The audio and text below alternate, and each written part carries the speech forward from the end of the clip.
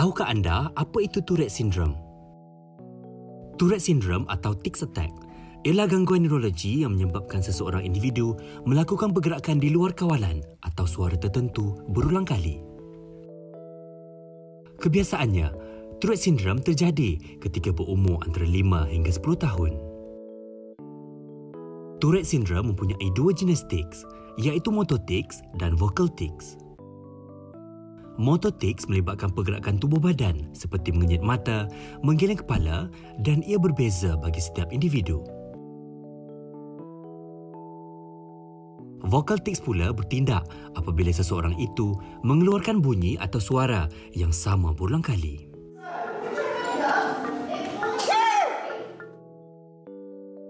Menurut pakar, setiap individu yang mempunyai sindrom ini dapat mengurangkan simptom dengan melakukan rawatan tertentu. Sindrom ini perlu dipandang serius kerana ia tidak boleh dirawat sepenuhnya. Ramai yang tidak mengetahui penyanyi terkenal Billie Eilish juga mengidap Tourette Syndrome.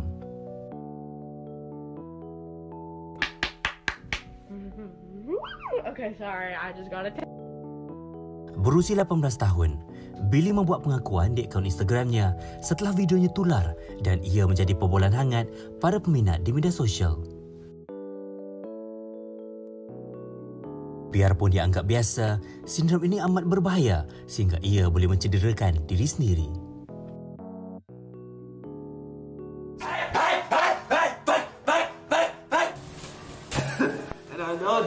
And I know that we as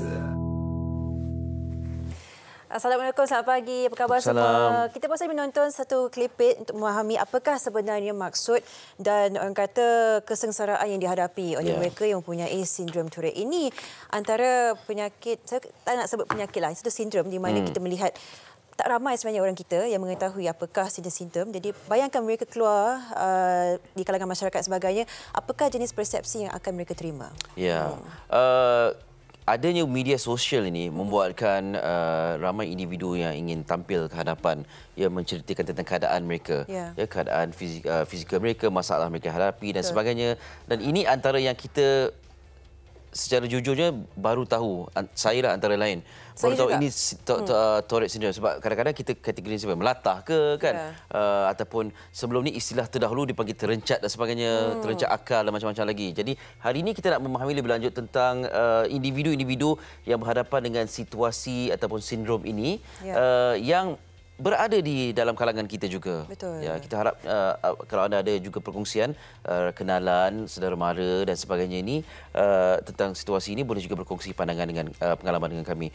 Dan ini sebenarnya hasil daripada kita nak bawakan perkara ini hasil daripada perkongsian rakan kita Hari Miswan. Oh tidak, saya juga dikongsikan perkara itu di media sosial.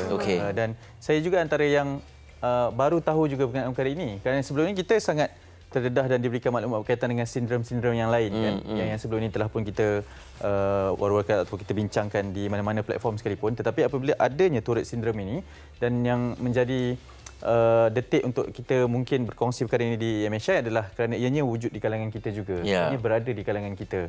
Dan bagaimana sebenarnya pemahaman ataupun konsep untuk kita menyantuni mereka ini. Kerana setelah melakukan membaca, melihat video-video yang ada, saya rasa mereka ini mahu disantuni sebagai mereka yang normal juga, yang tidak perlu ditakuti. Kerana kita ni biasalah akan ada satu stigma, setiap kali berdepan dengan mereka punya simptom-simptom yang lain sebegini, berbeza sebegini, kita akan ada satu perasaan yang sangat lain juga untuk menyantuni mereka. Ya, betul. Kita sedikit sebanyak risau sebenarnya kalau kita tidak tahu atau tidak cakna kerana simptom ini bermula sejak umur yang bawah 18 tahun dan kebarangkalian terhadap kanak-kanak lelaki lebih tinggi daripada kanak-kanak perempuan. Tapi sekiranya ibu bapa tu tidak tahu, mungkin akan kat rumah tu sendiri melabel ke anaknya. Macam-macam yang boleh disebutlah. Mungkin disebutkan macam gila, terencat sebagainya. Kita tak ingin perkara itu kerana mereka ini adalah sebenarnya manusia biasa, boleh berfungsi seperti mana kita semua, tetapi mungkin kekalangan ini sahaja yang menjadi sedikit sebanyak apa yang memberikan persepsi yang berbeza bagi orang ramai.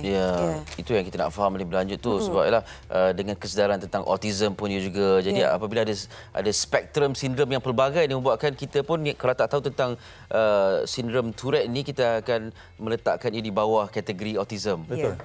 Itu antara persepsinya lah kan, sebab kita tak tahu apa yang berlaku. Dan kita nak menyelami juga golongan ini dan memahami, terutamanya dalam era media sosial ni, yang mereka ingin memberi kesedaran ataupun mengetengahkan situasi mereka kepada orang awam, tetapi disalah faham ataupun diberikan reaksi yang membuatkan mereka rasa lebih baik jangan beritahu. Ya, membabitkan seorang individu yang telah pun berkongsi situasinya di media sosial. Kemudian disebabkan, saya tak pasti ada kecaman ke atau macam mana, menyebabkan dia bertindak untuk menutup, deactivate akaun media sosial. Sampai begitu sekali. Kenapa itu berlaku? Dan saya kira itu satu sindrom yang lain pula kepada masyarakat yang menggunakan internet ni. Hanya ingin mencari satu perkara yang negatif berbanding tujuan asal yang ingin dikongsikan. Itulah dia. Dan itu saya kira mungkin satu perbincangan yang boleh juga kita wujudkan, tapi ini akan kita bawakan salah seorang mereka yang mengidap Tourette syndrome ini dan juga pandangan dari sudut pakarnya, kerana mungkin kita hanya berbicara dari sudut dasarnya sahaja, dari sudut pandang masyarakat, tetapi bagaimana sebenarnya untuk kita santuni dari sudut sainsnya, bagaimana sebenarnya untuk kita bersama dengan mereka, kerana antara video-video yang saya saksikan juga, mereka ini sebenarnya mempunyai kelebihan yang sangat berbeza, pandai sebenarnya, masih lagi menjalani kehidupan seperti biasa, melanjutkan pengajian, pelajaran, dan mereka adalah insan-insan istimewa yang sangat hebat sebenarnya kan. Sedihnya mereka terpaksa untuk cuba belajar untuk kurangkan kelakuan mereka di hadapan orang ramai, sedangkan itulah secara azalinya, secara semula jadinya. Jadi inilah kita nak tekankan hari ini. Kita juga akan berbincang dengan salah seorang ahli keluarga seorang penghidap itu, melihat bagaimana kita boleh menyantuni mereka. Okey, kita akan lanjutkan perbincangan ini nanti dalam Malaysia hari ini. Dan seperti biasa, laporan harian berkaitan dengan COVID-19. Kalau boleh kita kongsikan, ini paparan yang berapa bulan dah kita kongsikan ini? Daripada bulan 3 ya. Dah masuk bulan 11 dah ni. Bayangkan 12 angka yang berubah-ubah. Ya, itu dah bulan 11. Dah bulan 12. Tak, bulan ke-11 kita. Oh ya. Bulan ke-11 kita betul. Melalui tempoh suka hari ini. 851 kes baru dicatatkan semalam, menjadikan keseluruhannya sebanyak 68,020 kes di negara kita. Dan Selangor masih mencatatkan pertambahan kes tertinggi, iaitu pada 249 kes, dan kedua tertinggi di Sabah dengan 229 kes, dan juga di Johor dengan pertambahan ke 102 kes. Kita fahamkan terdapatnya 5 kluster baru setakat semalam. Okey, dan pastinya berbicara mengenai Selangor mencatatkan kes yang tertinggi juga, semalam telah pun dilakukan satu saringan bersasar. Ini membabitkan kluster teratai di Kelang dan juga Meru secara spesifiknya, membabitkan penduduk-penduduk tempatan sekitar yang telah pun disarankan. Saya kira diwajibkan juga untuk mengambil sampel tersebut, dan semalam saya juga meninjau seketika lah. Baru nak tanya. Di kawasan, sebab dia sekitar saja, tapi mukim saya itu tidak terlibat lah. Dan mereka ini, penduduk setempat itu, diwajibkan untuk hadir, keluar dan pergi menjalani swab test. Tapi swab test yang dilakukan hanya di hidung sahaja. Kerana ini yang bersasar kan untuk semua yang ramai, dan keputusan dijangka hari ini atau esok, dan dipastikan kerana mereka yang berada di zon ataupun kluster teratai itu sebelum kluster itu dikesan, memang menggunakan laluan di kawasan sekitar dengan sangat keraplah, kerana mereka juga tinggal di kawasan sekitar. Jadi ambil kesempatan ini untuk bekerjasama, dan saya percaya, saya faham dengan stigma ketakutan dengan swab test tersebut, ketakutan sekiranya kita ini ada COVID-19 itu, tapi pergilah memberikan kerjasama supaya kita sama-sama dapat mengesan sekaligus menghentikan penularan wabak COVID-19 ini di kalangan masyarakat. Sebab baru saja laporan dikeluarkan daripada kluster teratai ini telah pun menjangkiti generasi kedua dan ketiga penduduk tempatan. Bukan sahaja pekerja asing yang berada di sana, tapi penduduk tempatan yang ada ahli keluarga yang bekerja di kawasan sekitar. Jadi itu satu yang sangat membimbangkan, dan ini mungkin antara tujuan kenapa pengesanan secara bersasar itu dilakukan. Kita harapkan agar walaupun di setengah kawasan kena melakukan saringan ataupun swab test secara besar-besaran ini, kita harap agar anda semua tidak merasakan takut. Kerana ini perkara kita patut melihat ini juga adalah norma baru. Ini adalah antara langkah yang paling optimum sekali untuk kita lakukan. Jadi jangan kita takutlah sekiranya seseorang itu melihat mereka melalui swab test, kita pula yang takut. Tak pasal-pasal pula kan. Tapi pastinya perlu menjaga juga SOP dan betul. Bila kata tak takut tu janganlah alpa dan ambil mudah terus ya. Okey, cuma ironinya di sinilah. Tahun 2020 banyak ironinya kan. Tempat yang sepatutnya menyediakan perkhidmatan ataupun sesuatu yang paling selamat, ini juga yang mencetuskan kebimbangan dan kegusaran. Saya setuju. Kepada pihak yang sepatutnya diselamatkan. Itulah dia. Okey, jaga diri Malaysia. Dan kita teruskan dengan perkongsian akhbar hari ini. Ya, saya mulakan dulu di berita harian. Ini bermula semalam. 2 kategori layak mohon air sinar. Kumpulan Wang Simpan Pekerja mengumumkan 2 kategori ini memberikan 8 juta ahlinya yang layak memohon skim air sinar. Dan di halaman yang kedua ada dikongsikan juga antara satu infografik bagi untuk anda memahami jumlah kelayakan air sinar. Dikatakan sini 2 kategori ini adalah ahli yang tiada caruman sekurang-kurangnya 2 bulan berturut-turut semasa permohonan atau masih bekerja tetapi mengalami pengurangan gaji pokok minimum 30% selepas 1 Mac. Permohonan secara dalam talian bermula 21 Disember ini dan kelulusannya adalah secara automatik tanpa memerlukan dokumen sokongan. Dan bagi kategori yang kedua, ahli yang masih bekerja tetapi jumlah pendapatan yang termasuk gaji, allowance, tuntutan kerja lebih masa berkurangan minimum 30% selepas 1 Mac 2020. Dan ini pula permohonannya dibuka dari 11 Januari 2021. Sedikit banyak informasi yang anda perlu serap, tetapi ini antara infografik yang boleh anda saksikan berapakah jumlah pengeluaran yang dibenarkan bagi seseorang individu itu. Boleh kongsi sikit mungkin yang tak. Okey, dikatakan di sini simpanan akaun satu RM100,000 dan ke bawah, amount pengeluaran maksimum adalah pada RM10,000. Yang kedua pula bagi yang lebih RM100,000, amount pengeluarannya maksimum sehingga 10% daripada simpanan akaun satu sehingga RM60,000. Katakanlah kita mempunyai baki dalam akaun satu tu RM800,000, maksimum boleh keluarkan adalah sebanyak RM60,000. Jadi pembayaran bulan pertama tu adalah RM10,000. It depends, kita akan melihat bagaimana seseorang itu mempunyai caruman tinggi atau tidak, dan di situ akan dinilaikan berapa banyak setiap bulan lah boleh dikeluarkan sebenarnya. Dan kena faham kategori itulah, kategori yang melayakkan anda untuk mengeluarkan wang ini. Dan adakah kita benar-benar memerlukan, adakah kita betul kena keluarkan atau tidak? Itu simpanan untuk hari tua. Berita gembira ni membuka peluang ataupun kesempatan untuk mereka yang mungkin mengidamkan sesuatu keinginan itu, kehendak itu untuk dilaksanakan. Saya setuju. Betul, sebab bila kata kita ada hak ni duit kita, kan? Kemudian kita mencari justifikasi untuk bolehkan kita mengeluarkan wang daripada akaun satu. Kemudian dapat keluarkan, sekaranglah masanya. Saya percaya ramai mesti ada yang terjenak juga. Boleh dia juga mencari beli justifikasi untuk membolehkan kita ni menjadi antara golongan yang antara 2 syarat tersebut. Ya, betul. Tapi dalam masa yang sama sebenarnya kita pun telah mewujudkan 2 golongan yang berbeza. Satu yang betul-betul memang memerlukan, satu yang betul-betul gembira dengan dibenarkan pengeluaran ini untuk lakukan perkara yang lain. Kedua-duanya ada alasan dan justifikasi yang berbezalah. Lagi-lagi nak masuk tahun baru, kita risau juga. Ni gambar di halaman ketiga ni. Terus pagi tersebut pencarum serbu pejabat KWSP. Kita tak tahu, kita tak nak bagi spekulasi. Tunjuk sikit, tunjuk. Okey, kalau boleh kita kongsikan. Seawal jam 8 pagi. Jadi kita bukan mengatakan ini adalah satu perkara yang salah, tetapi kita harapkan ini memberikan gambaran. Bukan saja ini juga memberikan risiko pada kita, tetapi kita persoalkan juga adakah kita benar-benar memerlukan pengeluaran itu, sedangkan hari-hari tua nanti ataupun tahun depan, tahun lagi 10 tahun kita tak tahu lagi apakah sebenarnya future kita. Masa sekarang ambil tu nampak sedap. Seronok. Jangka masa panjang bagaimana? Bayangkan RM60,000 dalam tangan. RM10,000 pun juga. Kan? Tahun baru, azam baru. Tapi yalah, yang betul-betul memerlukan, memang ini adalah antara alternatif yang sangat baik sebenarnya. Tapi yang mana masih lagi boleh berjaga-jaga, berhati-hati dan juga ada dalam mood survival itu, fikir-fikirkanlah dengan yang baik. Beli emas ke boleh? Beli emas. Itu satu pelaburan lah. Pelaburan kan. Separuh dikeluarkan itu satu untuk kalau dapat diuruskan dengan sebaik-baiknya lah. Kita bukan cakap tentang anda, kita pun sama juga. Siapa tak terkesan? Tak terkesan. Kita juga sedang mencari justifikasi ni dalam syarat-syarat. Itulah. Macam kepada yang kalau gaji masuk lambat adakah itu? Setuju. Yang terkesan, kita semua terkesan. Kan? Itulah dia. Baik. Kita teruskan. Harap dapat buat keputusan dengan matang lah Okey, saya boleh ke NST? Silakan. Baik, muka hadapan tentang KWSP atau EPF relief ini seperti yang dikongsikan oleh Sofia. Cuma yang menarik perhatian kita sekarang ini adalah artikel di bawah tu. Returning pandas to China, alleviate cost concerns not possible due to agreement. Ini kita cakap sekarang ni terseronok. Tapi lepas tu, dari segi nak menanggung kos dan sebagainya tu. Nampak tak analoginya di sini? Nampak. Muka surat 15 ada perkongsiannya. Ini perjanjian dilakukan pada 2014.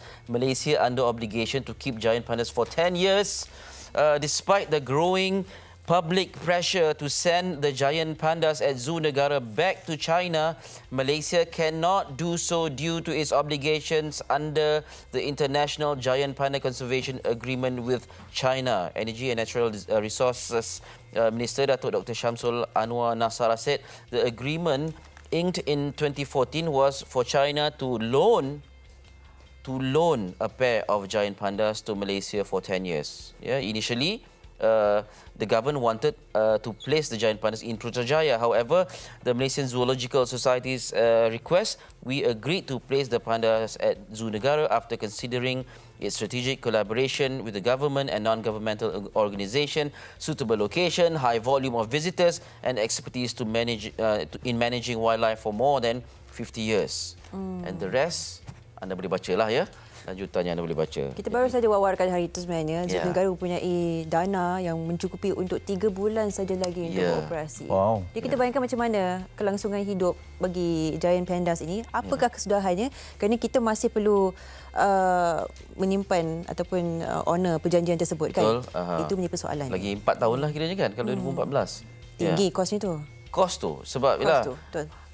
Haiwan eksotik ni, haiwan-haiwan terutama yang bukan daripada iklim kita ni, penjagaannya berbeza.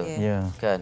Jadi barangkali kita harapkan pihak yang menguruskan perjanjian sebelum ini melihat dalam jangka masa panjang jadi bagaimana mengendalikan situasi ini walaupun ada tekanan. Sebab kita tahu sekarang bukan panda saja, rimau ke, tapir ke, yang di sekarang gajah semuanya sedang berhadapan dengan situasi dana untuk kelangsungan haiwan-haiwan ini kan. Kita harapkan yang terbaiklah. Dan ini menjadi iktibar kepada kita untuk merencana sesuatu yang terbaik dalam jangka masa pendek dan juga masa panjang. Setuju. Ni kait juga dengan Aisina ni. Betul. Cakap pada diri sendiri. Analogi yang sangat bagus sebenarnya. Penebik kita pilih. buat keputusan yang pada masa itu saja, kita tak fikir future macam mana masa depan. Masih mencari justifikasi ya. Justifikasi untuk keluarkan aircon satu.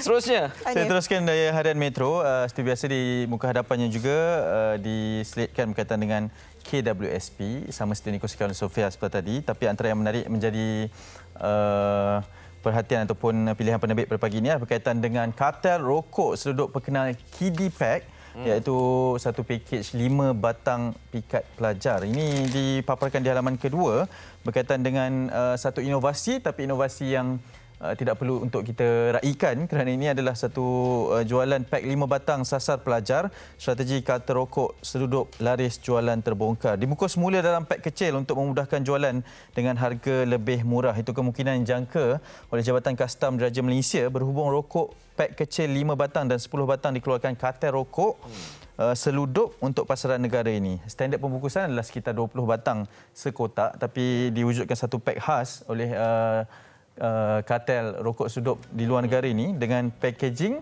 5 batang, 10 batang untuk disasarkan kepada mereka yang ingin membeli dengan harga yang lebih murah. Ini target market dan yang spesifik. Tapi package ekonomi lah. Harga mampu milik. Tapi jahat betul lah saya boleh katakan. Kerana kalau pelajar ni mereka muda lagi. Kalau seorang dah bermula, mungkin barangkali menjadi trend. Kiddie Pack ni trend.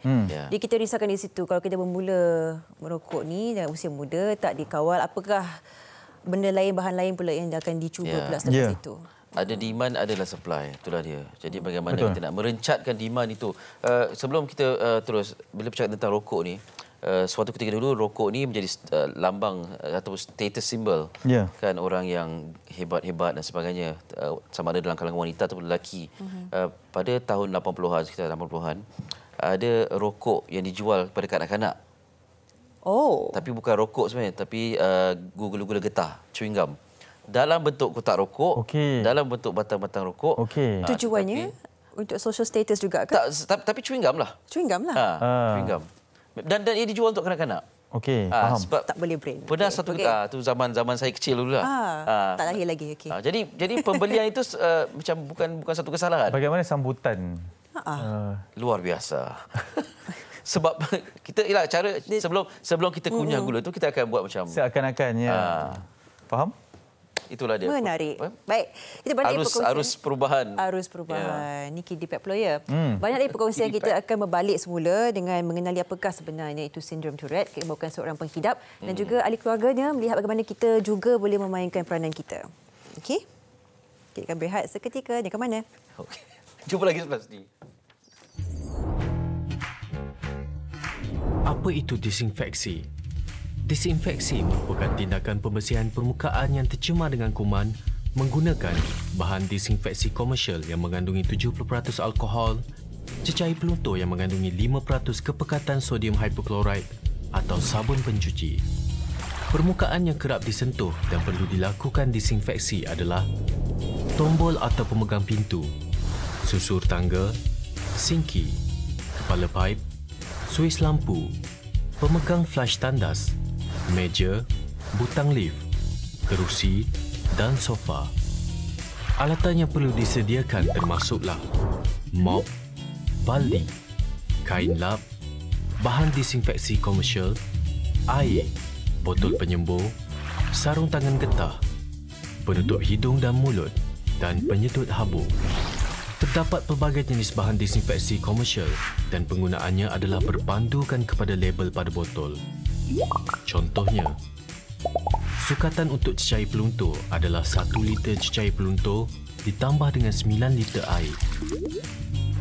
Persediaan perlindungan diri sebelum memulakan disinfeksi. Cuci tangan dengan air dan sabun. Pakai sarung tangan getah dan pakai penutup mulut dan hidung. Disinfeksi boleh dilakukan secara lap, mop atau semburan. Disinfeksi secara lap dan mop dilakukan dengan cara pergerakan sehala. Peringatan. Pastikan anda tidak menambah bahan lain ke dalam cecair disinfeksi bagi mengelak tindak balas yang tidak diingini. Setiap bancuan cecair disinfeksi hanya boleh digunakan sekali.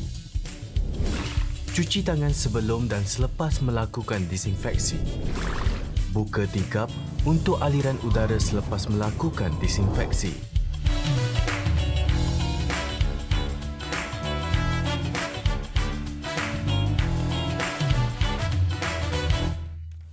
Okey, kembali bersama kami di Malaysia hari ini dan pastinya seperti yang telah kita bincangkan di awal program tadi bahawa pada pagi ini kita ingin sama-sama memberi pengetahuan, mendidik masyarakat Malaysia terutamanya termasuklah diri kami sendiri. Saya setuju. Ya, untuk memahami perkara lebih lanjut berkaitan dengan Tourette Syndrome dan apa yang perlu diketahui, apa yang perlu kita lakukan untuk menyantuni mereka ini. Apakah sebenarnya yang dilalui oleh seorang penghidap sindrom Tourette? Kita bersama dengan Wong Man Pui, juga dikenali sebagai Chris, yang menghidapi Tourette Syndrome.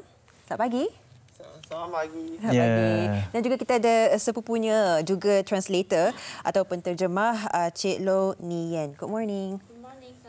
Selamat pagi. Yang pertama, terima kasih kerana sudi bersama dengan kami. Thank you for coming, Chris. Thank you for coming. Thank you. Okay. It's an honor for us to have you here. Mungkin yang pertamanya, we would like to know, kita ingin tahu berkenaan dengan kondisi, your condition on the Tourette Syndrome. Sebab we watch your video and we are very pleased to know that, but maybe kesedaran rakyat Malaysia berkaitan dengan perkara ini, people's knowledge about this one is very less. What is life living with Tourette Syndrome? I would say it's like not what you imagine, like very easy life, sort of. It's very like harsh life, painful life, and very painful. That's it. Kehidupan mempunyai Tourette Syndrome adalah amat menyukarkan kepada saya. Ya. Bila kita menyentuh berkenaan sakit, ya, kita fahamkan ada setengahnya, mungkin ramai yang mungkin tak tahu, ada tics, ada perasaan yang macam susah nak mengawal. It's very difficult for you to control certain emotions. Yeah. So does that come like at any point of time? Do you try to control it?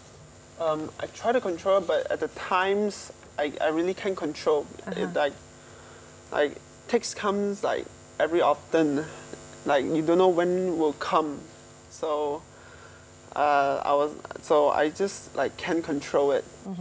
Saya cuba mengawal tik saya, namun begitu kadang-kadang saya mempunyai kesusahan untuk mengawal sebab saya tidak dapat predict bila tik saya akan datang. Ya. Cik Lo hubungannya rapat dengan Chris atau bagaimana? Saya merupakan sepupu dia. Ya, okey. Melihat kepada perkembangan sebab Chris berusia 18 tahun sekarang ini, di tahap mana yang mengetahui bahawa Chris menghidap Tourette Syndrome? Ting menghidap Tourette syndrome sejak dia berusia 9 tahun. Okay. So pada masa itu maklumat yang dia mempunyai terhadap Tourette syndrome adalah amat terhad. Betul. So waktu itu dia dan ahli keluarga yang lain terpaksa mencari lebih banyak maklumat melalui Google maupun berjumpa dengan pakar tempatan dan pakar dari luar negara untuk mengetahui tentang Tourette syndrome secara lanjutnya. Okey. Dan mungkin ramai yang tak tahu sebenarnya mereka mempunyai sindrom Tourette ni very normal. Boleh belajar, boleh buat lakukan apa saja yang kita lakukan. Jadi bagaimana Chris berdepan dengan mereka yang tak faham kondisi Chris, they don't understand your condition? Do they give you certain, a bad look or anything? Yes, very often. Like people will like stare at you and then will talk bad behind you, and like a lot of things I can describe, but. Like most of the time, there are stares, like eye contact with you, and like talking bad behind you. Yeah, these are the two main things I often get. Yeah. So orang di sekitar saya memberikan pelbagai reaksi ketika saya mempunyai tik, seperti merenung secara berpanjangan terhadap saya, maupun macam bercakap buruk di belakang saya. Ya. Okey, mungkin seperti yang telah pun kita maklumkan, Tourette syndrome ini mempunyai dua kondisi. Yang pertama adalah motor tics dan juga vocal tics. Yeah. Jadi boleh kita nampak Chris juga, you have both Yes, motor tics and vocal tics. Yeah. What is the situations with the motor tics and vocal tics? What happened to you? Motor tics is like when I'm head jerking or head shaking, like jerking all over my body, and vocal tics is like shouting and saying vulgar words, like saying weird stuff, like many involuntary. Yeah, involuntary. Okay. All at the same time? Yes, all at the same time. Okay. Mototik saya termasuk kepala saya akan tersengkup dan manakala vokotik adalah menjerit dan meluahkan perkataan yang tidak sewajar. Wow. Jadi kita boleh bayangkan betapa sukarnya mungkin kebiasaan itu sudah ada, tapi persepsi masyarakat yang tak biasa tengok ni mungkin akan memberikan stigma, kita melabelkan macam-macam. Tapi kita akan mengetahui dengan lebih lanjut apakah sebenarnya yang dilalui oleh seorang hitam ini. Kita nak bersama dengan Ali Iskandar untuk perkongsian yang sama juga. Silakan. Terima kasih rakan-rakan Sugas dan selamat datang kepada tetamu kita. Saya bersama dengan Profesor Madya Dr. Fairuz Nazri Abdul Rahman. Beliau ialah pensyarah dan pakar psikiatrik Jabatan Psikiatri Hospital Chancellor Tuanku Mukhlis. Assalamualaikum Doktor. Waalaikumsalam. Terima kasih sudi bersama kami. Terima kasih kerana menjemput. Ini satu situasi yang unik, dan sebelum ini kita tidak melihat ini sebagai satu kategori khusus. Tapi bila kami diketengahkan dengan istilah Tourette syndrome ini, menjadi banyak pertanyaan timbul lah. Dan antara perkara yang kami baca ialah there is no cure. Kan? Okey, dan ia membabitkan otak dan juga saraf. Okey, apa lagi yang kita perlu tahu tentang secara saintifiknya tentang sindrom ini? Itulah biasanya dalam media banyak yang orang katakan tu masalah perkembangan tu dari segi autism saja. Sebenarnya masalah perkembangan ni dalam 10 hingga 20% kanak-kanak ada masalah perkembangan, dan salah satu daripadanya ialah Tourette syndrome. Nak kata pelik, dia bukannya pelik sebenarnya. Kalau dekat US tu diorang anggarkan dalam 500,000 kanak-kanak ada Tourette syndrome. Jadi sebenarnya dia bukannya pelik. Dan kadang-kadang ada yang pesakit yang tak sedar pun dia ada, sebab terlalu mild, terlalu sedikit kan. So cuma yang agak teruk sedikit tu yang tak boleh terkawal sangat, itu yang jumpa doktor lah. Dia masalah perkembangan saraf sebenarnya berkaitan dengan bahagian otak. Kalau bahagian pergerakan tu dalam otak kita panggil basal ganglia, bersambung dengan bahagian depan kita, front cortical lobe. Frontal cortical lobe. Okey. Dan bila doktor sebut tentang perkembangan, maknanya ia bermula di mana? Adakah ketika di dalam kandungan ke, ataupun selepas beberapa bulan kelahiran ke, ataupun boleh nampak kesan ketika lepas lahir atau macam mana? So kita tak tahu sebenarnya punca dia secara terperinci itu punca dia kat mana atau macam mana bermula. Tapi kita tahu ada faktor keturunan, maknanya mungkin ada ahli keluarga yang lain yang ada masalah yang lebih kurang sama. Dan ada kaitan juga dengan masalah ketika lahir. Mungkin ada isu pramatang atau menggunakan instrumen macam tu atau cesarean kan. So kita tak tahu yang mana berlaku dahulu. Masalah dalam perut menyebabkan masalah kelahiran atau masalah kelahiran itu menyebabkan ada kecederaan pada otak atau saraf yang menyebabkan ada masalah perkembangan saraf ni lah. Ataupun dalam proses pembesaran itu ada masalah juga. Otak tu dia bila dia berkembang dari kecil sampai besar tu dia akan manifest lah, dia akan keluar bila saraf-saraf tu semakin matang. Okey. Baik, banyak lagi soalan yang ditanyakan kepada doktor dan juga tetamu. Kita berehat seketika ya. Lepas ini kembali bercerita tentang Tourette syndrome ni.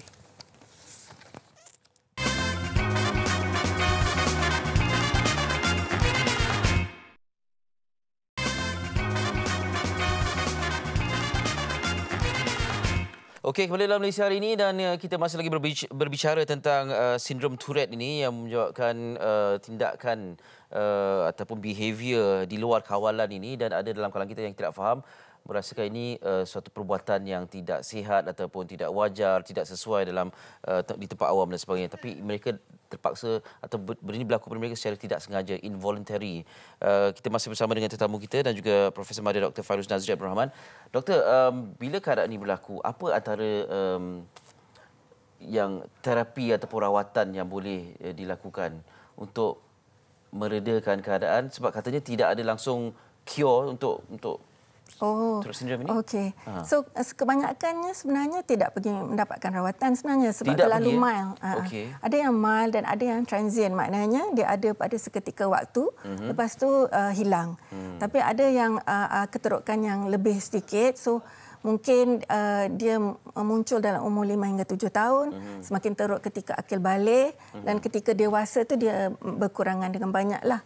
So ketika itu ibu bapa sangat risau, so dia bawa jumpa doktor. So selalunya kita buat pendidikan, lepas tu kita buat terapi psikologi dan tingkah laku, apa yang kita fikir, apa yang kita boleh buat untuk legakan tingkah laku tu. Tapi termasuk juga orang sekeliling tu, penerimaan orang sekeliling tu juga penting. So kadang-kadang ada yang buat peer awareness, maknanya dia pergi ke sekolah baru, ke kelas tu, dia cakap dengan cikgu, so dia cakap depan kelas, saya ada masalah Tourette, ini masalah saya. So terima saya seadanya, jangan bully saya kan. So kalau semua orang murid-murid ni sebenarnya mereka boleh sayang, menyayangi kalau mereka faham. Cikgu pun kena tunjuk contoh yang baiklah. Kalau mereka tak faham, itu yang mereka mungkin menyisihkan atau mengejek benda-benda yang mereka tak faham. Jadi dalam kata lain, masalahnya bukan kepada penghidap itu sendiri, masalahnya kepada kita yang tidak faham situasi ini dan bagaimana melihat mereka ini. Silakan kawan-kawan. Perkara yang dikatakan oleh Profesor Madya Doktor sebentar tadi. Bagaimana menyantuni? Nian mungkin boleh berbicara mengenai bagaimana layanan orang ramai terhadap Chris ataupun ahli keluarga sendiri terhadap Chris pada ketika ini. Support system. Apa jenis support system yang perlu diwujudkan untuk Chris? Pada pendapat saya rasa ahli keluarga sepatutnya tidak mengecam ataupun membenci sebab mereka kurang pengetahuan terhadap sindrom ini. So mula-mulanya mereka akan ingat ini tabiat buruk. Macam saya akan ingat, ini mula-mulanya tabiat buruk dia. Kamu patut ubah. Kamu tidak sepatutnya melakukan perkara ini. Maybe mula-mulanya keluarga tersebut akan rasa memalukan. Oleh itu, mereka perlu memahami tentang sindrom Tourette ini dengan secara lanjutnya dan memahami bahawa ini bukan kehendak mereka sebenarnya. Mereka juga mengawal sindrom ini pada masa yang sama. So, kita perlu menunjukkan kasih sayang dan memberikan sokongan yang sepenuhnya kepada Chris. So, Chris, kita difahamkan juga kan kadang-kadang bila kita semakin gemuruh, nervous dan sebagainya, mungkin sedikit sebanyak simptom tu akan lagi tinggi. So, how do you perhaps manage perhaps when you're nervous or anything to ensure that you stay calm and relaxed all the time, Chris? Mostly, I always make myself like busy, like distracted. So I always like make myself very busy. With what? With like drawing, watching YouTube, watching television, or going outside, like walking, like I didn't think of anything else, like besides nature. in my head. Yeah. Nice. Saya tertarik sebab tadi pun Nian ada cara untuk menenangkan Chris. Sebab sekarang kita nampak Chris agak ya, bagaimana sebenarnya awak menenangkan Chris? Saya akan senyum, memberikan sokongan moral, maybe menepuk belakang Chris agar dia dapat tenang hati. Sebab keadaan gemetar ni akan menjadikan tik itu lebih serius. So yang paling penting itu Chris kena tenang hati dan dalam environment yang lebih calm. Okay. Chris, how do you want people to treat you? Treat me as a normal people. I'm not special needs. I do abnormal stuff, like doing weird things, but I want people to treat me as like them, like normal people, because Taurus is the normal people. It's just that we can't control anything, like our voice, our movements. So walaupun saya berkelakuan pelik ataupun mengeluarkan bunyi yang aneh, saya amat berharap bahawa orang di sekitar saya dapat memandang saya sebagai orang yang normal dan tidak pelik dan memberikan layanan yang sama rata seperti memberi layanan kepada orang lain. Saya percaya mesti ada detik-detik momen yang agak sukar dilupakan kerana bila datangnya memang mungkin persepsi ataupun keadaan yang sangat menugarkan. Have you ever encountered any situations where you found it really difficult in terms of maybe any uncomfortable situations that you have to face people, anything that you cannot forget since you were 8 years old till today? Like basically bullies, teasing, and like making like discrimination towards me. Like I won't forget that the bullies they mock my tics. They follow my tics. Like they pretend that they have tics. Okay. And then yeah, I just can't forget that. But now, like today, I already forget it. Like because I don't want to think of the past. Like past is already gone. So I just think of like now. Saya berasa perkara yang paling susah bagi saya adalah kecaman, buli dan diskriminasi daripada orang di sekitar saya. Saya berasa amat sukar untuk melupakan pandangan orang di sekitar saya yang mengecam saya. Ya, sebab kita tahu dia ada vocal tics dan juga motor tics, ya, kedua-duanya, dan Chris ada kedua-duanya pada ketika ini. Pernah tak Chris mencederakan diri sendiri atau mereka yang berada di sekitar? Do you harm yourself or people around you? Yes, I did harm myself, like punching myself or punching the others, like my friends, my families. But it's just that punching is not like, it's not sometimes purposely or like something. Like for me, it's not purposely. For us Taurus, it's not purpose like to punch people because they can control. Kalau ada satu message yang nak disampaikan buat semua, sama ada mereka yang menghidapi seperti Chris ni, people who actually have it like you, what do you want to actually say it to everyone? What do you want to say to everyone? Everyone else who probably has the same syndrome. Like be yourself because it's an inheritance from God. Like it's a gift from God. Like God wants you to challenge yourselves and then stay out of your comfort zone and to go out and expose the outside. Yeah. Pada pendapat saya, sindrom ini adalah satu hadiah daripada Tuhan agar kami boleh menjadi diri sendiri dan step out of our comfort zone agar kita dapat mengalami perasaan yang tidak sama dan dapat mengharungi challenge ini. Ya, terima kasih kedua-duanya. Chris ada YouTube channel kan? Yes. Boleh ajak orang untuk sama-sama? My YouTube channel is Tickris, Tickris. Okey. Terima kasih Chris. Terima kasih. Welcome. Okey. Kita akan bersama dengan Ellie sekali lagi untuk melihat apakah pandangan Profesor Dr. Mandia. Silakan. Okey, sebelum saya tanya kepada doktor, saya nak tanya juga pada Chris. Kita banyak belajar sekarang kan, macam-macam perkara kita belajar sama ada di YouTube, kita menonton, kita tengok orang ramai. Bila kita belajar sesuatu yang baru yang tidak sesuai, sebab kita ada tak Chris khawatir yang ia akan terutamanya perkataan, kan perkataan-perkataan yang tidak sesuai, yang tidak sepatutnya dicakap di hadapan orang ramai. Tapi Chris dengar, adakah Chris takut untuk serap itu kerana ia mungkin akan disebut secara tidak sengaja? Do you have that concern of learning new things, new stuff? Yes, I did have concern of learning new stuff, like how to cook, like how to draw, and how to make YouTube. Okay.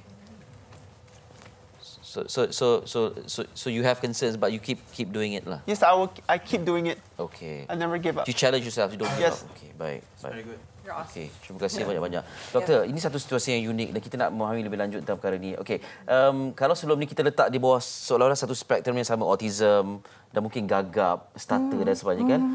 Kalau kita boleh ambil satu situasi gagap sebagai contoh, ada terapi yang membuatkan mereka ni tidak gagap pada ketika tertentu seperti memfokuskan kepada benda-benda lain.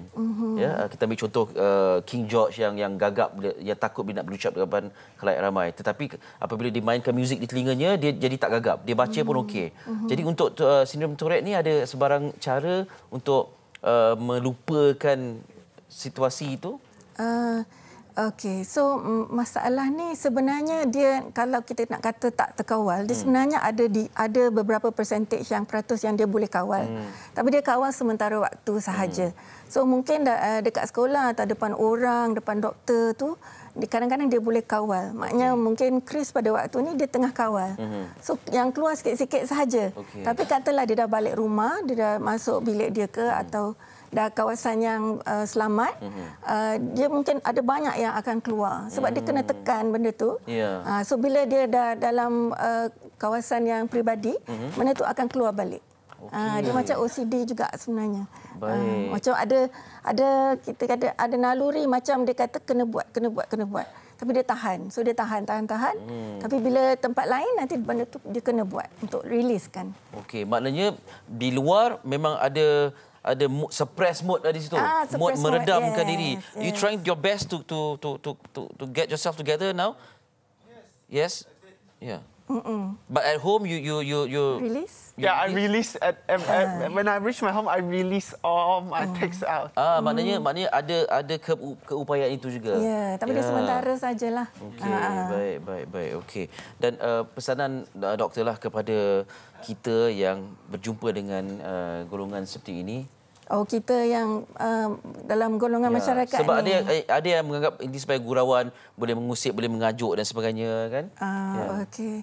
So mungkin masyarakat kita over time kita belajarlah new things. Kita semua ada kelainan upaya yang tersendiri kan, masing-masing ada kekurangan kelebihan sendiri. Jom kalau kita boleh terima diversity, terima kelainan orang lain, kita tak boleh ubah pesakit tu. Pesakit itu sendiri yang boleh ubah diri dia sendiri, yang kita boleh ubah diri kita sendiri. So mungkin persepsi kita boleh ubah, cara kita komunikasi kita boleh ubah kepada cara yang lebih baik. So mungkin kita boleh ubah diri sendiri dan terima kelainan orang lain. Ya, betul, terima kelainan orang lain. Itulah dia. Kadang-kadang kita lihat kelainan orang lain tu, jadi kita ambil kesempatan untuk melihat diri kita lebih baik daripada mereka dan sebagainya. Dan mereka, kalau kita lihat Chris ni antara yang sedang cuba sebaiknya untuk menyesuaikan diri dengan kita. Kenapa kita tidak mahu menyesuaikan diri dengan mereka untuk menyantuni mereka? Doktor, terima kasih banyak bersama kami. Okey, terima kasih. Doktor, namanya kita sebut betul-betul. Profesor Madya Dr. Fairuz Nazri Abdul Rahman. Pensyarah pakar psikiatrik dari Jabatan Psikiatri Hospital Chancellor Tuanku Mukhris bersama kita, dan juga sekali lagi Chris dan juga Nian. Terima kasih banyak-banyak. MCR Berex ketiga kembali lagi selepas ini.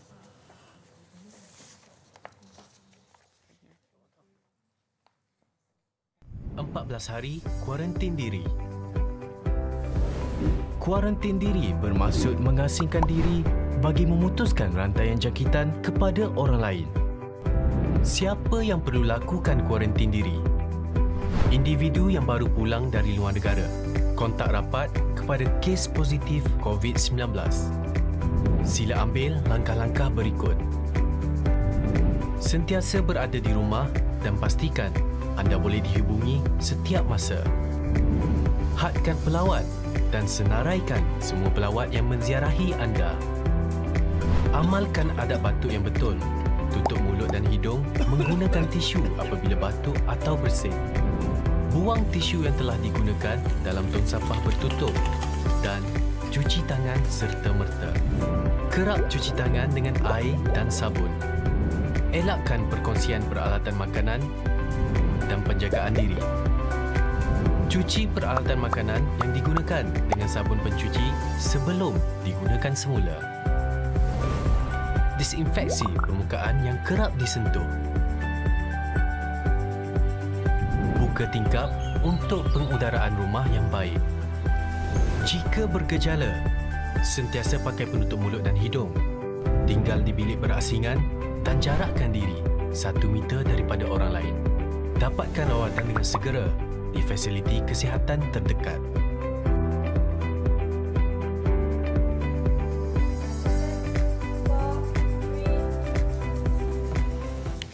Baik, terima kasih kerana masih terus bersama kami di Malaysia hari ini dan pastinya perkongsian demi perkongsian akan kami teruskan di pagi ini. Dan untuk waktu ini kita ingin berbicara mengenai satu lagi inisiatif yang sangat baik dari pihak Kementerian Belia dan Sukan berkaitan dengan skim perantisan nasional yang ingin diwujudkan bagi membantu dan terus melebarkan lagi sayap golongan belia. Dan untuk itu bersama kita pada pagi ini adalah Datuk Dr. Hajah Wasitah Haji Muhammad Yusof, Ketua Pengarah Jabatan Sukan dan Negara Kementerian Belia dan Sukan. Assalamualaikum, selamat pagi Datuk. Waalaikumsalam dan selamat pagi. Terima kasih kerana sudi bersama kami. Ya. Betul.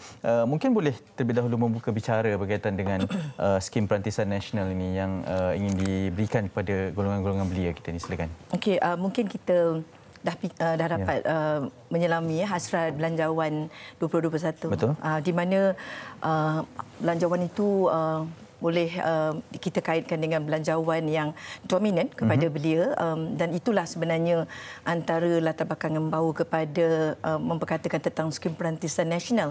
Kerana kita tahu bahawa sepanjang pandemik COVID-19 melanda dunia global dan juga tidak ketinggalan kita tahu bahawa antara golongan yang terkesan dengan kemerosotan dari segi perlahannya ekonomi itu adalah golongan belia, yang kita kategorikan sebagai golongan belia resah. Ya, keresahan kerana bagi mungkin ada belia yang sebenarnya merasakan mereka mencari peluang untuk memulakan pekerjaan sebagai peluang pertama. Ada yang terkesan kerana mereka kehilangan pekerjaan dan sumber pendapatan, dan ada belia yang terkesan kerana mereka berada dalam some sort like aktiviti keusahawanan dan mula terasa kesannya dan mungkin membawa kepada gulung tikar dan sebagainya. Juga kita punya para belia yang terlibat dalam gig ekonomi. Dan itu kita melihat bahawa kalau dalam sudut itu keresahan itu perlu diterjemahkan dalam apakah peluang yang kita nak beri untuk kita dapat halakan supaya belia berpeluang, dan itu yang kita perkenalkan skim perantisan nasional. Mana kita memberi laluan kepada belia-belia berada di dalam pengalaman perantisan selama 6 bulan, dan of course dari segi ini ia adalah satu langkah untuk kita meningkatkan keboleh pekerjaan belia itu sendiri. Dan Kementerian Belia dan Sukan melaksanakannya dengan kerjasama beberapa kementerian utama seperti Kementerian Sumber Manusia, Kementerian Kerja Raya Malaysia dan beberapa kementerian lain, hasil daripada kerjasama rentas yang dipimpin dan dipandu oleh Yang Berhormat Menteri Belia dan Sukan sendirilah, Datuk Seri Rizal Marikan. Dan pastinya berdepan dengan cabaran yang sangat mendatang ni dengan pandemik COVID-19. Saya kira ramai yang mungkin menonton ini sangat tertarik dengan peluang-peluang yang diberikan. Okey, apa yang perlu mereka lakukan dan mungkin syarat-syarat yang perlu dipatuhi bagi memastikan mereka ini layak dengan skim perantisan nasional? Okey, ia terbuka kepada semua belia berumur 18 hingga 35 tahun. Dan ia adalah satu platform di mana kita menyediakan portal khusus untuk belia. Portal itu akan lengkap dan akan dimuarakan pada awal 2021. Tetapi pada masa ini kita mempunyai laman web yang berkaitan dengan perantisan itu perantisan@kbs.gov.my, dan juga menyediakan ruang untuk mereka bertanya mengenai peluang-peluang untuk sama ada mereka untuk mendapat pekerjaan ataupun untuk dimapkan bagi halakan kepada majikan yang menawarkan, dan juga mereka boleh di situ membuat pelbagai pertanyaan untuk peluang latihan dan kemahiran ataupun maupun dana dan fasiliti. Jadi pautan itu disediakan untuk membolehkan mereka membuat membuat pertanyaan bagi kita menemukan perantis kita dengan bakal majikannya. So dan juga kepada bakal majikan untuk nak beritahu supply mereka dari segi keperluan itu. Jadi itu yang kita nakkan supaya para belia kita yang kita jangkakan dapat sebenarnya menerima pengalaman pertama. Sebab selalunya belia ni sebenarnya bila mereka nak memulakan kehidupan mereka ataupun nak masuk ke dalam alam kerjaya, pengalaman pertama itu tidak ada. Ini kelebihan sistem perantisan di mana kita cater kepada keinginan mereka untuk pengalaman pertama, yang mana kebanyakan majikan atau industri akan sebenarnya bertanyakan perkara itu yang pertama. Betul. Jadi skim perantisan belia nasional ini sebenarnya akan memberi peluang kepada belia, diberikan peluang pertama itu melalui sebenarnya latihan. Jadi dia terbuka kepada para majikan dan juga industri yang sebenarnya ada kaitan dengan permintaan kerja itu. Jadi kini kita akan mapkan pengalaman mereka ataupun kebolehan mereka, atau mereka tak ada pengalaman pun kita akan mapkan kepada keperluan majikan. Kita akan sort out berdasarkan pendaftaran itu. Ya, betul. Saya kira ini hubungan dua hala lah di antara majikan dan juga para pekerja yang mencari pekerjaan, belia terutamanya. Begitu. Dan juga menjawab persoalan kepada nak pengalaman dan juga kemahiran yang sangat diperlukan.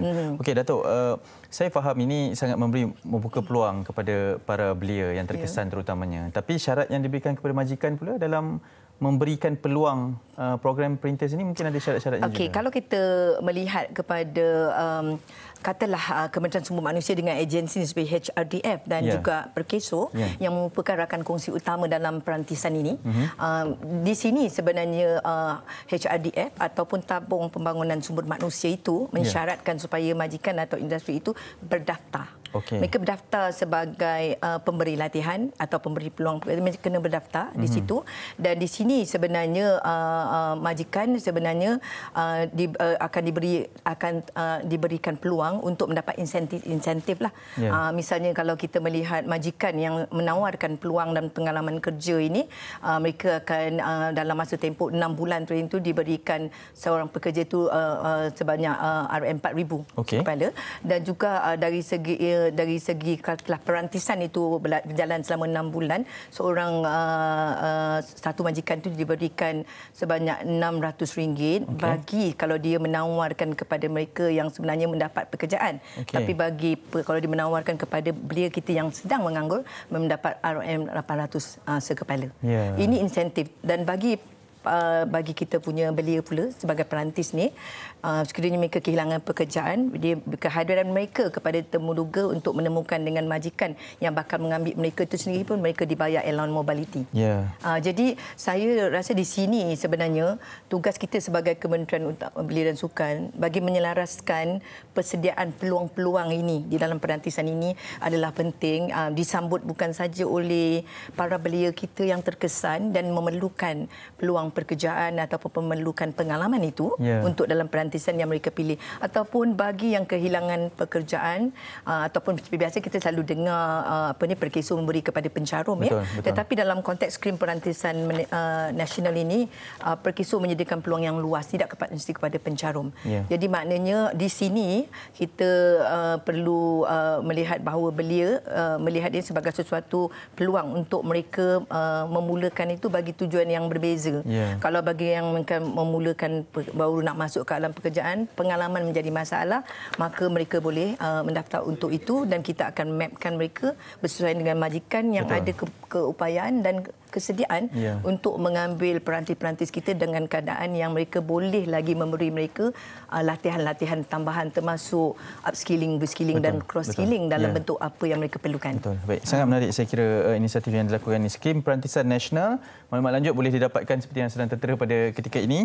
Dan terima kasih banyak Datuk Dr. Hajah Wasitah Haji Muhammad Yusof, Ketua Pengarah Jabatan Sukan Negara Kementerian Belia dan Sukan. Terima kasih banyak kepada TV Tun. Betul, semoga berjaya dengan segala program yang sedang dilakukan pada ketika ini dalam usaha untuk membantu rakyat dan golongan belia terutamanya. Okey, ada satu perkara yang ingin kita war-warkan. Ini berkaitan dengan gerak khas The Finale. Nantikan drama bersiri kepolisan musim akhir, gerak khas The Finale yang dibintangi oleh Datuk Yusof Haslam, Era Fazira, Ungku Ismail, Norman Hakim, Izzat Mushtaq, AB Abadi, C. Kumaresan, Salina Saibi, Syira Iskandar dan ramai lagi mulai 4 Disember 2020 setiap Jumaat dan Sabtu 10.30 malam dan menariknya eksklusif di TV3. Setiap yang bermula pasti akan berakhir. Namun perjuangan itu mesti diteruskan selagi kita bernafas. Masa dah semakin suntuk. Orang kuat kita nak tinggalkan kita semua. Assalamualaikum. Saya Syirah Iskandar, memegang watak sebagai Inspektor Syirah. Jangan lupa saksikan Gerak Khas di Finalis setiap Jumaat dan Sabtu 10.30 malam hanya di TV3. Ingat, sentiasa patuhi syarat-syarat yang telah ditetapkan. Elakkan penularan wabak COVID-19. Sama-sama kita berdoa agar kita semua dilindungi Allah SWT. Terima kasih.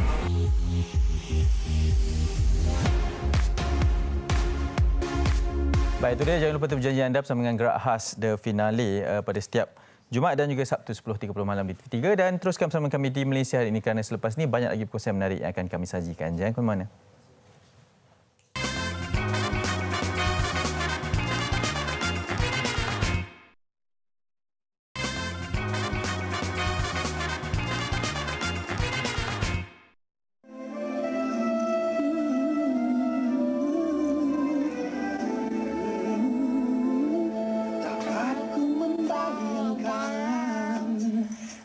Senyum bibirmu itu terlindung dari nyata.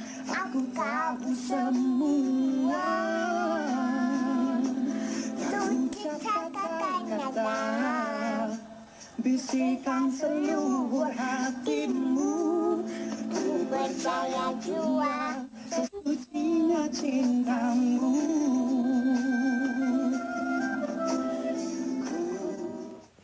Kalau anda ingat, itulah video yang itulah 15 tahun dulu. Comelnya. Comel. 2 tahun 8 bulan dah boleh menyanyi bagi mimik muka. Sekarang ini dah 17 tahun, Hanif. Umur dia dah besar dah. 2 tahun. 2 tahun. Dan itu lagu bukan calang-calang untuk dinyanyikan. Itu Suci Cintamu dari Anwar Zain. Dan kita ingin bawakan memori 15 tahun yang lalu pada pagi ini di Malaysia hari ini. Tapi hanya melalui panggilan video sahaja. Dan telah pun berada bersama kita adalah adik Intan Elis. Salah seorang bakat dalam talian kita. Assalamualaikum. Selamat pagi, Intan. Apa khabar Kak Sosial? Ya. Awak sihat ke? Macam mana tengok video tadi tu macam apa perasaan? Ada satu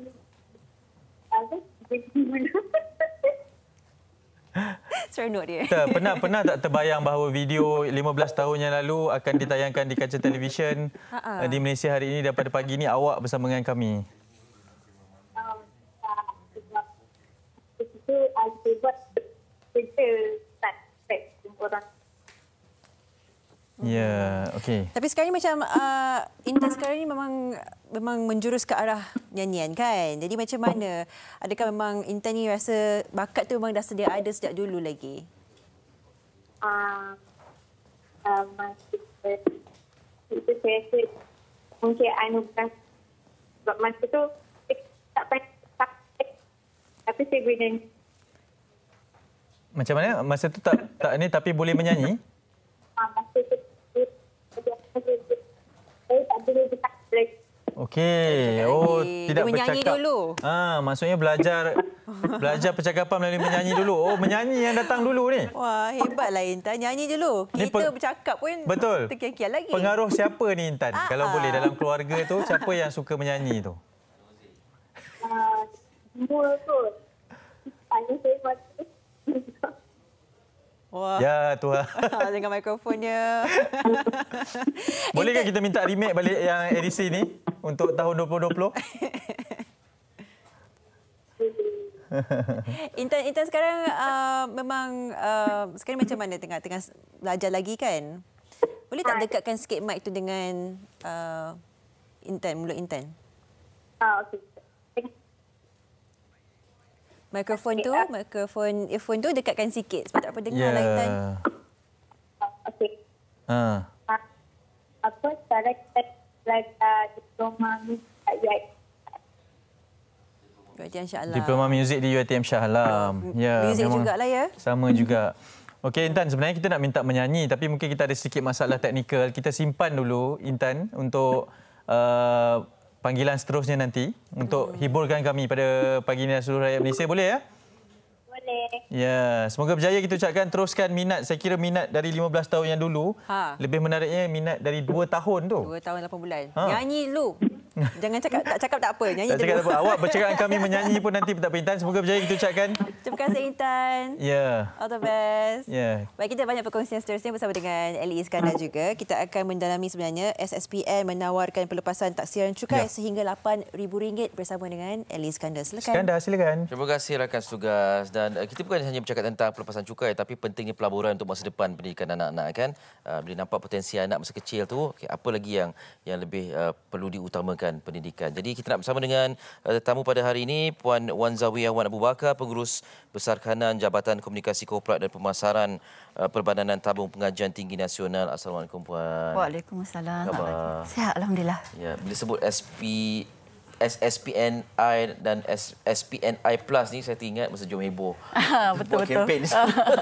Itu dia. Sekarang kita kembali ke studio. Okey, kalau boleh sebagai permulaan lah Puan ceritakan tentang keistimewaan kepada ibu bapa yang memilih SSPNI dan SSPNI Plus ni. Okey, pertamanya saya ucapkan terima kasih kepada TV3 dan Malaysia hari ini. Okey, saya rasa semua dah sedia maklum bahawa PT-PT yang ada 2 produk simpanan iaitu simpanan SSPNI dan juga SSPNI Plus. Kedua-dua produk ni adalah patuh syariah. Tujuan dia ibu bapa menyimpan bagi tujuan anak belajar ke peringkat yang lebih tinggi. Okey. Keistimewaan SSPNI yang pertamanya pelepasan taksiran cukai ke atas simpanan maksimum sehingga RM8,000 setahun.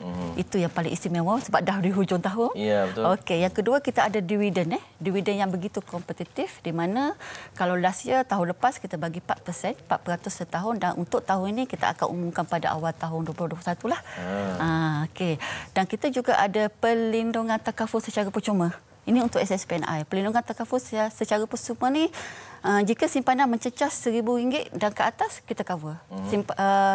Perlindungan tu adalah ringgit ke ringgit. Ini percuma bukan pendeposit perlu bayar, tak percuma. Okey, yang keempat adalah kita ada satu skim, satu keistimewaan yang mungkin ramai yang tak tahu di mana ibu bapa yang berpendapatan tidak melebihi RM4,000 sebulan layak untuk memohon geran sepadan jika anak diterima masuk ke IPT. Maknanya pada ketiga anak diterima masuk ke IPT, jika pada masa itu pendapatan ibu bapa tidak melebihi RM4,000 dan ada masalah, boleh mohon dengan kita lah dengan syarat ada akaun SSPNI. Okey, untuk SSPNI Plus sebenarnya, SSPNI Plus ni sebenarnya kita tambah baik daripada SSPNI. Okey, SSPNI Plus ni adalah bahagian simpanan dan juga ada takaful. Takaful. Okey, untuk SSPNI Plus ni keistimewaan dia pelepasan cukai tetap ada. Yang pertama iaitu kepada ibu bapa atau penjaga yang sah yang membuka akaun SSPN Plus layak dapat pelepasan maksimum RM8,000 setahun. Dividen pun ada dan ada perlindungan takaful mengikut pakej yang dipilih. Okey, maksimum sehingga RM1 juta lah. Pakej kita ada 6 pakej. Okey, 6 pakej. Pakej yang paling rendah adalah RM30 sebulan, RM20 sebagai simpanan, RM10 sebagai takaful. Dengan RM10 sebagai takaful ni perlindungan dia sehingga maksimum RM40,000. Okey, pakej yang paling tinggi adalah RM500 sebulan lah. Kita pakai pakej belian. Tapi perlindungan dia RM1 juta. Okey. Dan selain daripada perlindungan takaful tadi, kita juga ada khairat kematian untuk pendeposit, pasangan dan juga untuk anak-anak lah. Maksimum 3 orang anak dan dah tentu patuh syariah dan dijamin oleh kerajaan. Ya, ini persimpanan untuk masa depan anak semata-mata macam-macam, ada dividen, ada takaful dan pelepasan cukai juga. Itu antara yang jadi tarikannya. Okey, dan sejak bila pelepasan taksiran cukai ini menjadi keistimewaan untuk penambungan SSPN? Okey, untuk SSPNI dan juga SSPNI telah dilancarkan pada tahun 2004 lagi dan juga SSPNI Plus telah dilancarkan pada tahun 2015. Sebenarnya pada tahun 2007 lagi pelepasan taksiran cukai ini dah ada. Pada masa itu kita beri pelepasan taksiran cukai ke atas simpanan maksimum RM3,000. Lepas tu kita naikkan pada tahun 2013 daripada RM3,000 kepada RM6,000. Dan dalam bajet 2019 kita naikkan sekali lagi daripada RM6,000 kepada RM8,000 setahun. Dan kalau kita tengok dalam bajet 2021 telah diumumkan bahawa pelepasan taksiran cukai ini telah dilanjutkan 2 tahun lagi. Iaitu bagi mereka yang menyimpan daripada tahun ini dan juga sehingga tahun 2022. Daripada RM3,000 dah telah ditambah-tambah sehingga RM8,000. Ini menunjukkan komitmen kerajaan dan juga kesungguhan PTPTN nak supaya ibu bapa yang menyimpan dalam SSPN ni dapat keistimewaan pelepasan tasiran cukai. Kita nak galakkan lagi ibu bapa menyimpan sebenarnya. Itu. Baik, Puan, kita bercakap tentang pelepasan cukai yang pastinya menarik golongan yang dikenakan cukai lah ya. SSPN sendiri menawarkan pelepasan tasiran cukai sehingga RM8,000 seperti disebutkan.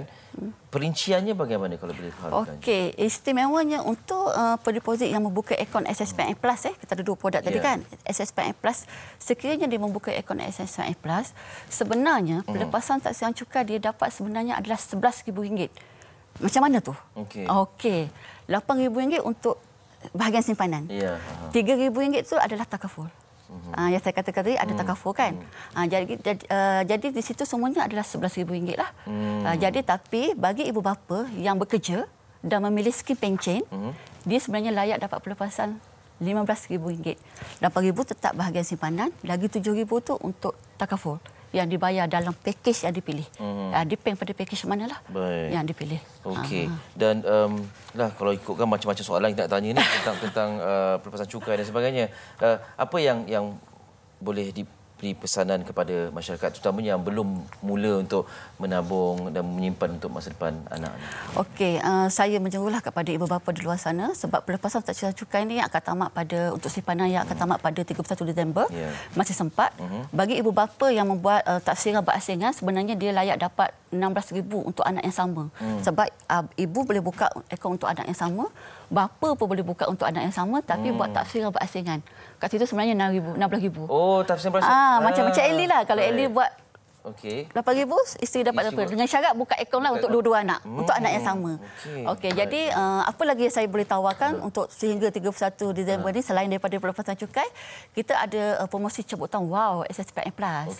Okey, di mana cabutan Wow SSPN Plus ni kita dah lancarkan pada Julai dan akan tamat pada 31 Disember juga. Itu saya nak kongsi dengan ibu bapa di luar sana, di mana hadiahnya bernilai RM1 juta. Keseluruhannya lah. Kita ada 2 kategori iaitu cabutan bulanan dan juga cabutan tahunan. Macam mana nak menyertai? Mudah saja. Simpan dalam telefon promosi. Simpan RM50 dapat 1 cabutan. Okey, ada hadiah bulanan, ada hadiah tahunan. Saya nak kongsi hadiah tahunan. Hadiah tahunan adalah sebuah kereta Mercedes C200. Di belakang tu.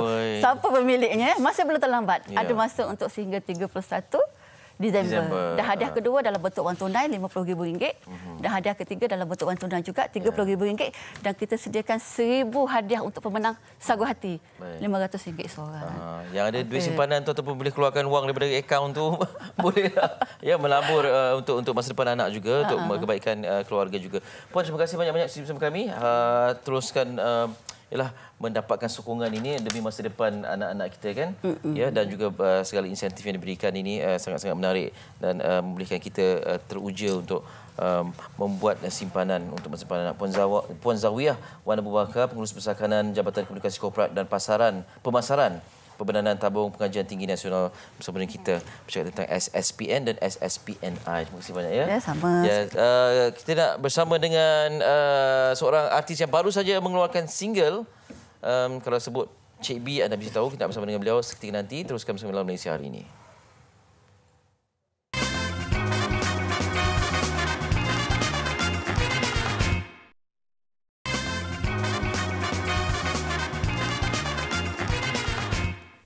Baik.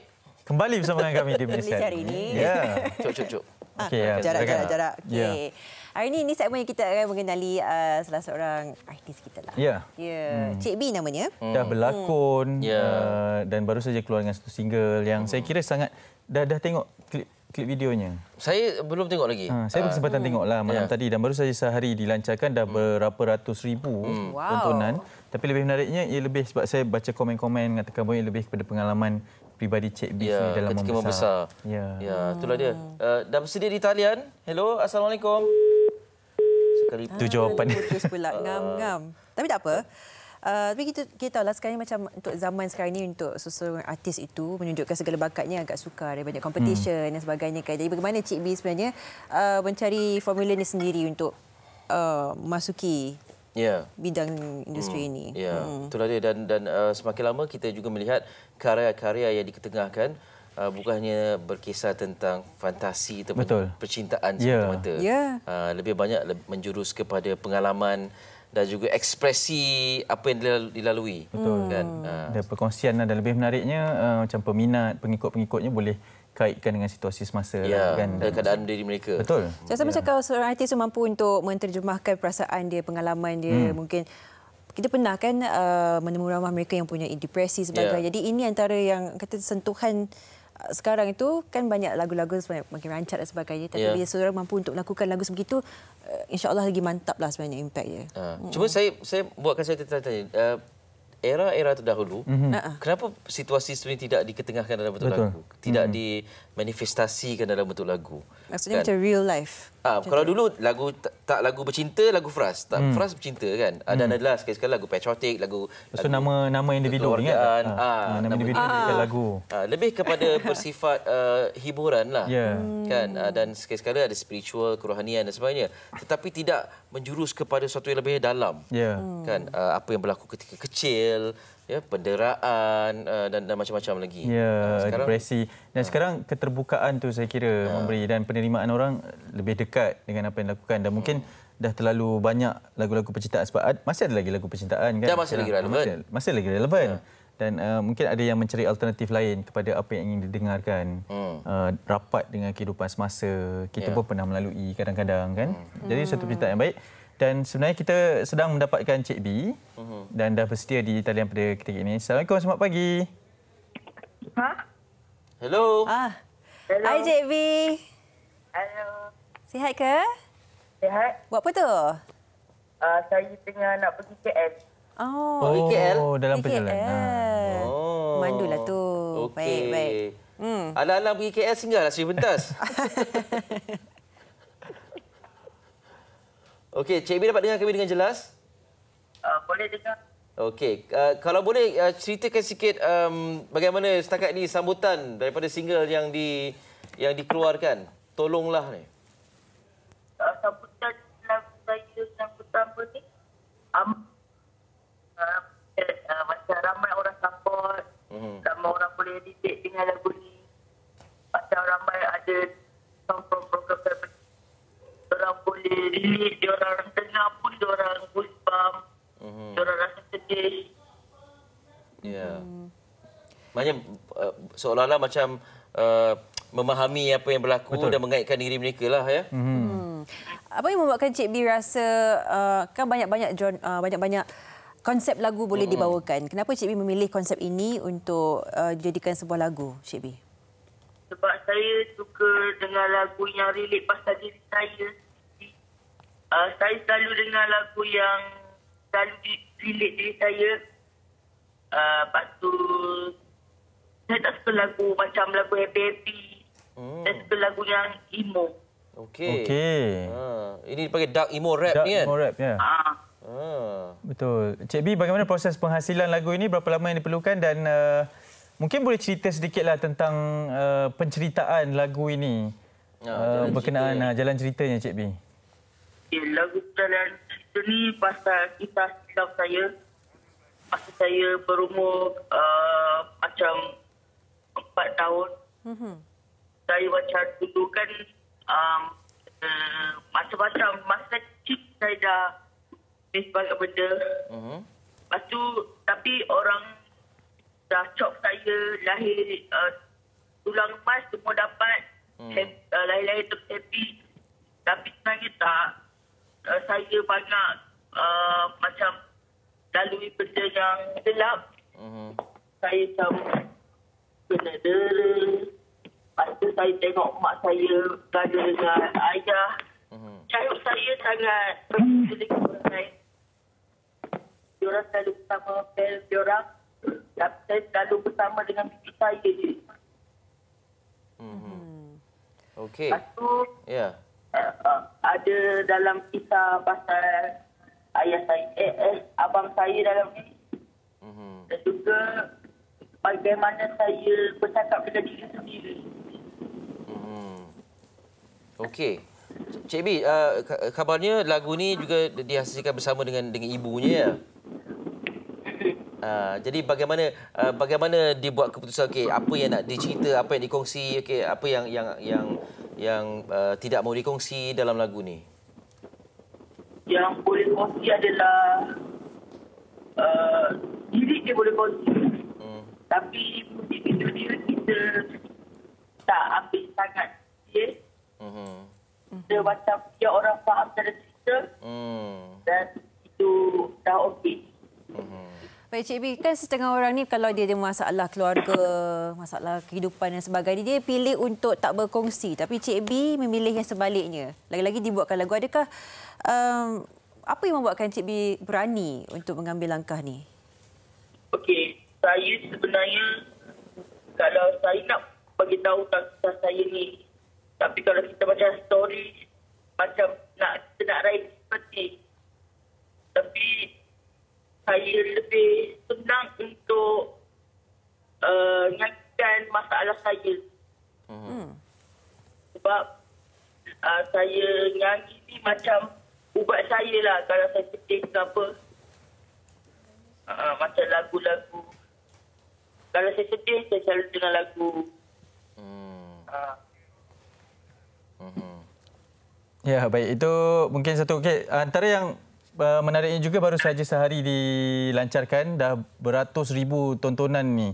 Mungkin selepas ni Cik B akan melahirkan lebih banyak karya untuk menyanyi dan juga berlakon selepas ni Cik B? InsyaAllah saya akan berkarya lebih. Dia buat lagu kedua saya lagi tahun depan. Dan juga saya buat lagu macam saya ikut apa yang saya suka. Saya suka cerita pasal diri saya. So maybe saya akan jadi ceritakan pasal diri saya. Tapi namun walaupun saya ceritakan pasal diri saya sendiri, ramai orang boleh relate dengan kehidupan. Sebab kita macam kebanyakan kita facing problem. Okey. Jadi sekarang ni nak berlakon pun sudah, menyanyi pun sudah, kan? Kalau orang tanya Cik B ni siapa, nak kata penyanyi ke pelakon ke macam mana? Mana satu yang lebih cenderung? Saya bagi Cik B. Saya lebih sedar. Bukan pelakon, bukan penyanyi.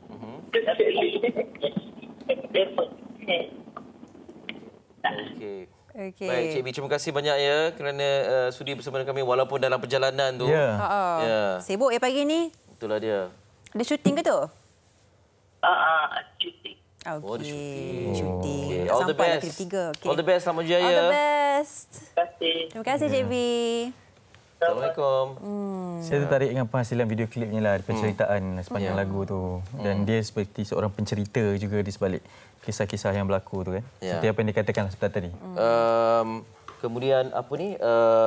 Kita bercakap tentang perkongsian pengalaman seorang individu. Seperti kata, saya akan hasilkan lagu apa yang berkait dengan diri saya. Lagu-lagu ni seolah macam jurnal kepada beliau. Betul. Kan? Jadi melewati hari, tahun dan kembali melihat, okey, ini adalah ekspresi saya tentang apa yang berlaku masa kecil. Kan? Saya sekarang ni memang suka semakin ramai tahun 2020 ni lebih ramai yang berani untuk menghasilkan lagu berdasarkan kehidupan mereka. Kalau dulu, zaman dulu semua pasal cinta dan sebagainya. Kan ini menunjukkan sedikit sebanyak evolusi lah. Kita lebih berani untuk menonjolkan apa yang sebenarnya berlaku.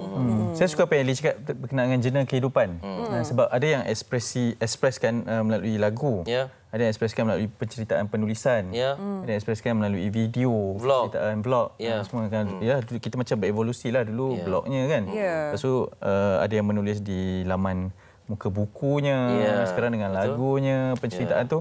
Apa medium sekalipun saya kira selagi ianya sampai, selagi itu ikhlas yang ingin kita kongsikan, orang tetap akan ambil lah perkara dan pengajaran tersebut. Satu yang menarik tentang kehidupan ini, kalau yang generasi terdahulu yang masih lagi ada sekarang melihat dua fasa ekspresi yang berbeza.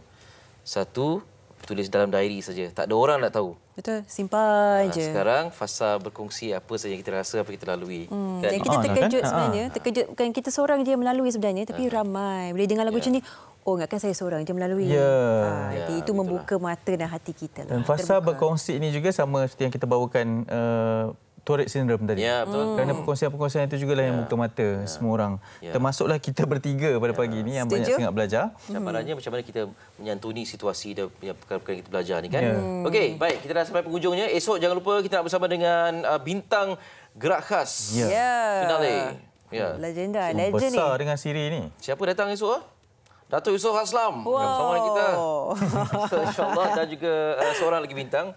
Kalau anda peminat gerak khas, dan pastikan anda jangan ketinggalan menonton MHIA. So, terima kasih meluangkan masa hari ini. Semoga memberikan sedikit banyak pengetahuan bagaimana kita menyantuni mereka yang mempunyai sindrom Tourette. Ya, betul. Okey, bukan kami berdua aja, sebenarnya bertiga. Kita bagi yang ketiga ni. Okey, itu shot tadi. Terima kasih. Kita jumpa lagi esok insya-Allah di Malaysia ini. Assalamualaikum. Selamat selalu. Bye. Bye. Aku tak mahu, tolonglah aku bangkit dari mimpi ini. Tolonglah aku bangkit dari rindu. Tolonglah aku, apa yang ku harus sedari. Apa lagi musiatmu? Sudah cukup kau duga ku bertubi-tubi aku. Tak makan dengan egomu. Cara aku duduk diam perhatikanmu permainanmu. Sudah cukup salah pilih dunia ku gelap. Berhati beremosi tahu aku gagap. Takut apa yang bakal berlaku dan harus ku menghadap. Banyak soalan bermain di kepala, tak ada jawapan. Hatiku susah, terlalu banyak masalah yang ku simpan. Apa yang engkau tahu, hidup kau dan aku berlainan. Maafkanlah aku jika diri ini menyusahkan. Masalah yang ku tempuh masa yang dah berlalu. Ilusi tak berhalang tuju realiti yang celaru. Harapan punah diri tercekal, aku sentiasa jatuh. Yang ku babakan nangis semuanya berputus arus. Sedalam lautan abus, seluas gunung Sahara. Ku curiga apa ku tahu dan apa sangat yang ku ada. Yang salah saya membuta kuasa manusia bersifat besar. Adakah aku sama seperti apa yang selalu dibuat kata?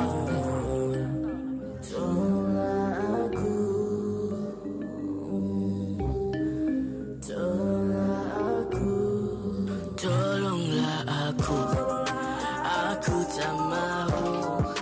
Tolonglah aku bangkit dari mimpi ini. Tolonglah aku bangkit dari rindu. Tolonglah aku, apa yang ku harus sedari. Simpan supaya tiada siapa yang tahu. Aku senang dalam susah, kau tak perlu tahu. Hidup pelbagai liku, mahu atau tak mahu. Jalanku terbatas dengan perasaan malu. Kalau boleh ku mahu diriku bebas dari apa yang lepas. Yang selalu ditindas impianku dicantas pantas. Ku terlepas dari segala peluang hanya sebab ku kebas.